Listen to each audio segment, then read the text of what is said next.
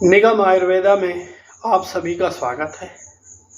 आज हम बहुत ही स्वास्थ्यवर्धक, खनिजों से भरपूर एक ऐसी चीज़ का इस्तेमाल बताएंगे जो कि आपके बजट में भी होगी और इसके फ़ायदे इतने ज़्यादा होंगे कि आप सिर्फ गिनते ही रह जाएंगे।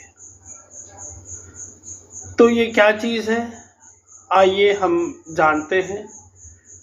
ये सीड्स हैं, बीज हैं, इन्हें हमें इस्तेमाल करना है। कौन कौन से बीज हम इस्तेमाल कर सकते हैं? हम जो है वो आप अलसी के बीज हैं, तिल हैं, कद्दू के बीज हैं, सूरजमुखी के बीज हैं, तरबूज के बीज हैं, खरबूज के बीज हैं, इस तरह से कई बीज हैं।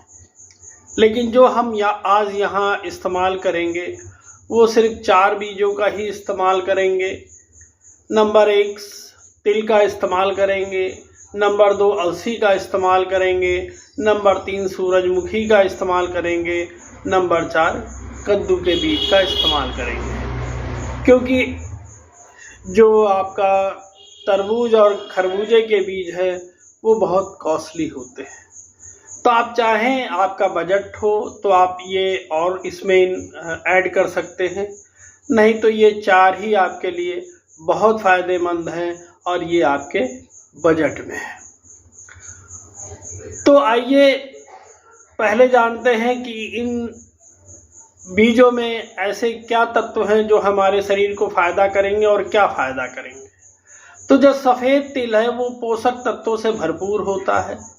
इसमें फाइबर है, प्रोटीन है, आयरन है, मिनरल्स है और कैल्शियम है। इन सब की बहुत भरपूर मात्रा इसमें होती है, जिससे कि ये हड्डियों को तो मजबूत बनाता ही है, इम्यूनिटी बूस्ट भी करता है, मानसिक तनाव से मुक्त करता है और पाचन तंत्र को सुधारता है, जिससे शुगर और कब्ज में हमें आराम मिलता है।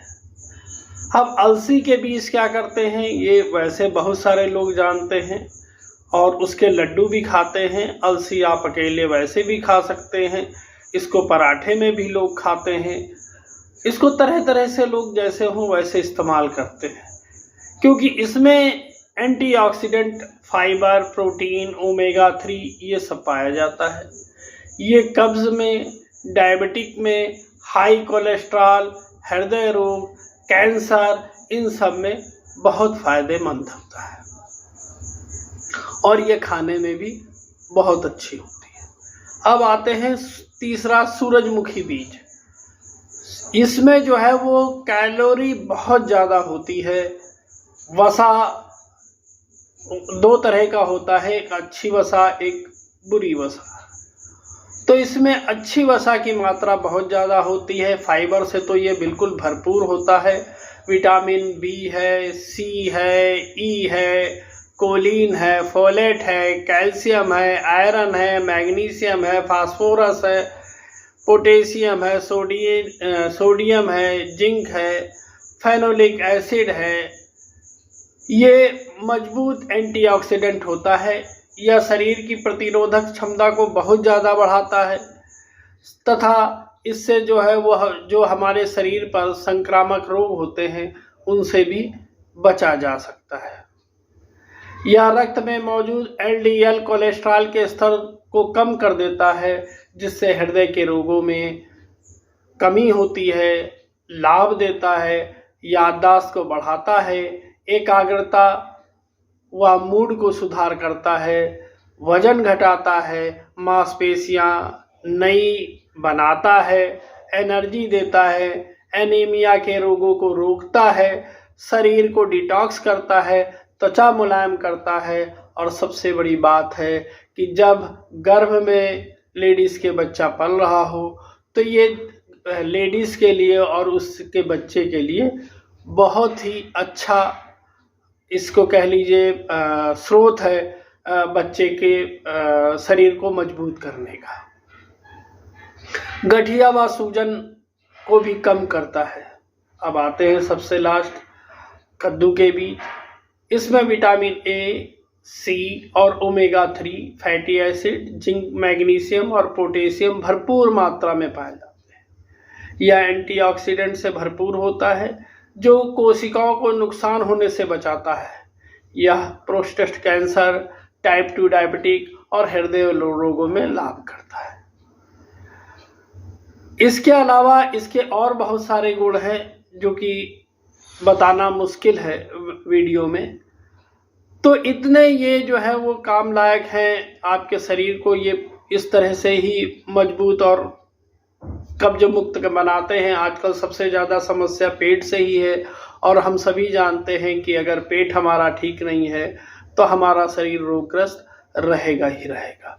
तो सबसे ज़्यादा देखिए इसमें फाइबर भरपूर है, एंटीऑक्सीडेंट भरपूर है, इम्यूनिटी बूस्टर है, कैल्शियम है, विटामिन है, मिनरल्स है, ये सभी इसमें मौजूद है।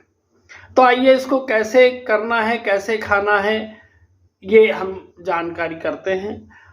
तो पहले इस सीड्स को अगर आप रोजाना खाली सीड्स ही इस्तेमाल करना चाहते हैं तो आप पहले इनको अच्छी तरीके से भून लीजिए।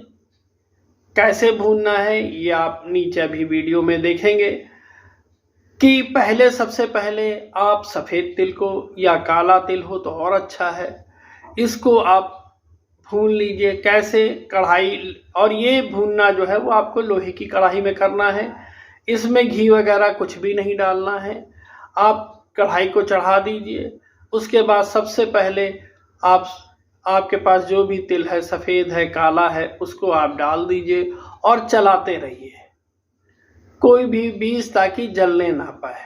और इसे बहुत ज़्यादा नहीं भूनना है, एक बीज को मुश्किल से वो 2-3 मिनट में ही भुन जाता है। उसे निकाल लीजिए। फिर आप दूसरा बीज यानी अलसी उसमें डाल दीजिए। और जब भी आप देखेंगे कि ये इंग्रेडिएंट भुनेंगे तो आपको इनका कलर ब्राउनिश सा होना शुरू हो जाएगा। वही पहचान बताता है कि बीज जो है वो भुन गए हैं। इसे भी निकाल लीजिए। उसके बाद फिर आप जो है सूरजमुखी के बीज को भूनिए, फिर लास्ट में कद्दू के बीज को। इनको एक साथ इकट्ठे कभी मत भूनिए क्योंकि हर बीज का साइज अलग होता है। जो बड़ा होगा वो आप भी जानते हैं कि देर से पकेगा और जो छोटा होगा वो जल्दी पकेगा। तो इसीलिए अलग अलग भून लीजिए।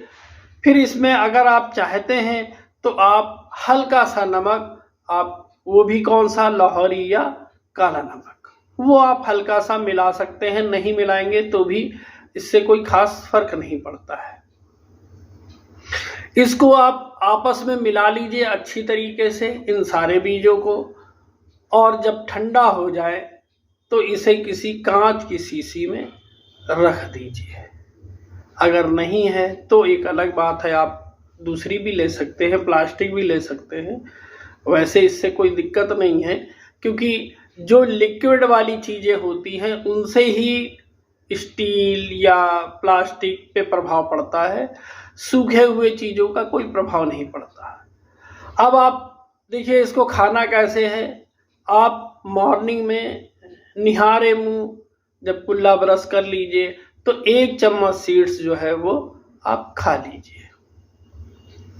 रात में आप सोने के बाद, रात में आप जब सोने चलते हैं उससे पहले इसे खा लीजिए। ऊपर से आप गुनगुना दूध पी सकते हैं, बहुत अच्छा है, बहुत ज़्यादा फायदा करेगा। चाहे तो जिनको दूध नहीं सूट करता है वो सादे पानी से भी इसको ग्रहण कर सकते हैं। और इसको खूब चबा चबा करके काफ़ी देर तक आपको मुंह में रखना है और तब खाना है, ताकि सारे इंग्रेडिएंट अच्छी तरीके से लार के द्वारा आपके शरीर में जाए और शरीर जो है, जो आपका पेट है, वो मैक्सिमम उन चीज़ों से आपके लिए विटामिन्स, मिनरल ये सब अलग कर सके। आप ऐसा करीब हफ्ते 10 दिन ही करेंगे तो आपके शरीर में बदलाव आना शुरू हो जाएगा। आपको खुद ही इंटरनल महसूस होने लगेगा कि आप अब पहले से ज़्यादा अच्छे स्फूर्तिवान हो गए हैं और आप में ताकत का संचार हो गया है। तो इसका इस्तेमाल कीजिए, बेनिफिट लीजिए। आप चाहें तो इसके लड्डू भी बना सकते हैं और रोजाना एक लड्डू भी खा सकते हैं।